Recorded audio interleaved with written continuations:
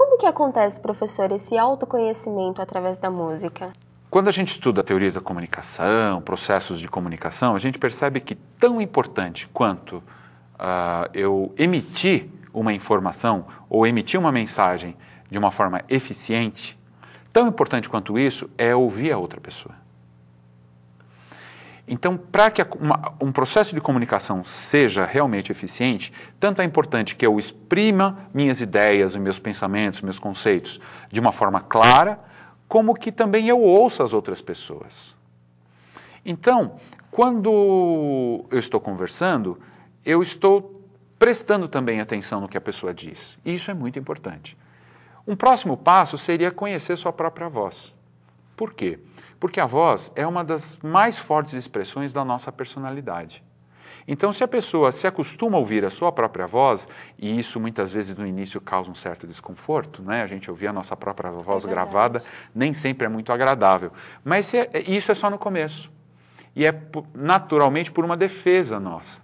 Mas se a gente se acostuma a ouvir a nossa própria voz, a gente se ouve. E quando a gente se ouve, a gente começa a se perceber melhor. E se perceber melhor é um primeiro passo muito importante para um autoconhecimento. Agora, tem umas pesquisas que mostram que a música ela ajuda no desenvolvimento cerebral da criança. Como assim? Veja, isso é muito interessante. Quando a gente trabalha música com crianças, a gente percebe que elas melhoram a sensação de organização, elas melhoram a sensação de percepção auditiva, elas melhoram muitas vezes o comportamento no grupo. Por quê? Tem alguns fatores que são intrínsecos à própria audição, à própria realização individual. E isso é um dado neurológico. Quando uma criança estuda um determinado instrumento que tem que ter uma coordenação motora, esse desenvolvimento motor é decorrência de um desenvolvimento cerebral, de um controle motor mais fino. Quando nós fazemos, por exemplo, um coral infantil, que a criança canta uma melodia com uma determinada letra e ao mesmo tempo ela tem que prestar atenção nas outras vozes que estão com outras melodias e às vezes com letra um pouco diferente, isso faz com que os dois hemisférios do cérebro eles trabalhem numa sintonia. Né? Então, quando uma criança canta e é acostumada a cantar, por exemplo, a letra, o conteúdo, o significado da letra estimula um determinado hemisfério do cérebro. As relações sonoras, as percepções rítmicas, elas estimulam outro hemisfério do cérebro, ou seja, tanto o hemisfério esquerdo quanto o direito atuam em conjunto. E isso é muito importante para o desenvolvimento neurológico das crianças. Também no instrumento, qualquer instrumento que seja, e isso tem estudos já realmente comprovados, né? O último que eu fiquei sabendo é de uma universidade na China, e eles submeteram a uma bateria de testes crianças que estudaram sistematicamente música dos 5 aos 12 anos. E perceberam que essas crianças tinham maior percepção motora, elas tinham maior percepção espacial, elas tinham um maior potencial cognitivo. Então, realmente, estudar música faz muito bem para as crianças. Nossa, que bom. Parece que tem um projeto do governo, né, que vai implantar música nas escolas. Isso, é uma emenda constitucional que prevê a presença da música na grade curricular. E é importante lembrar, Daniela, que por si só isso não garante. Ou seja, é importante que esteja numa lei que todas as crianças vão estudar música, é importante, mas é importante que se discuta o que vai ser estudado, qual a formação desses professores para que realmente possam atuar de uma forma construtiva. Porque se isso não for regulamentado e não for bem pensado e não for bem estruturado... É em vão, né? Porque a gente corre o risco de cada um desenvolver o que acha que pode ou ter, por exemplo, aquelas velhas histórias de vamos pôr o disquinho e cantar junto. Não é? Então, é importante que tenha música nas escolas, mas é importante discutir que formação os professores vão ter para dar conta disso e como isso vai poder ajudar no desenvolvimento das crianças. Nós falamos um pouco de criança, agora vamos falar da terceira idade.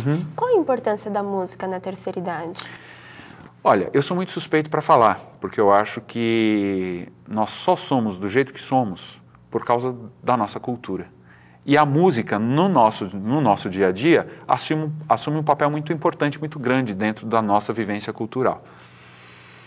Para os jovens mais experientes, isso se torna muito, muito, muito importante. Então, a gente tem grupos corais, pessoas que procuram atividades vocais, porque, primeiro, sentem que ainda tem muita coisa para fazer, e isso é muito importante. Da mesma forma que as crianças, os jogos para decorar as letras, esse exercício de cantar uma letra e tentar decorar, esse exercício de buscar a relação sonora, também faz muito bem. Ou seja, põe o cérebro em funcionamento. Então, isso não seria só a música, não é? Mas a música, além do mais, tem o fator de interação social, né? Cantar junto com outras pessoas é muito bom, porque além de tudo isso que faz bem para o cérebro, também tem um fator de organização de grupo, da pessoa se sentir inserida, e isso também é muito bom para todo mundo. Professor, existe algum padrão de música, algum estilo que é adequado para a musicoterapia? Pelo que eu conversei com os meus colegas musicoterapeutas, eles justamente buscam o contrário, a maior amplitude possível de referências sonoras. Ou seja, o musicoterapeuta tem que conhecer os mais variados estilos musicais. Por quê? Porque não tem uma receita, não se pode dizer, a música de Mozart faz bem para determinada coisa, ou ouvir Beethoven depois do almoço acalma. Não existe isso.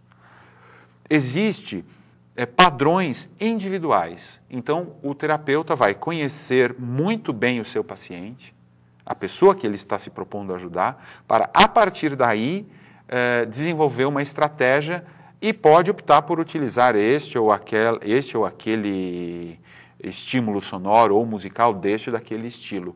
Mas volto a dizer que realmente é uma abordagem totalmente individual.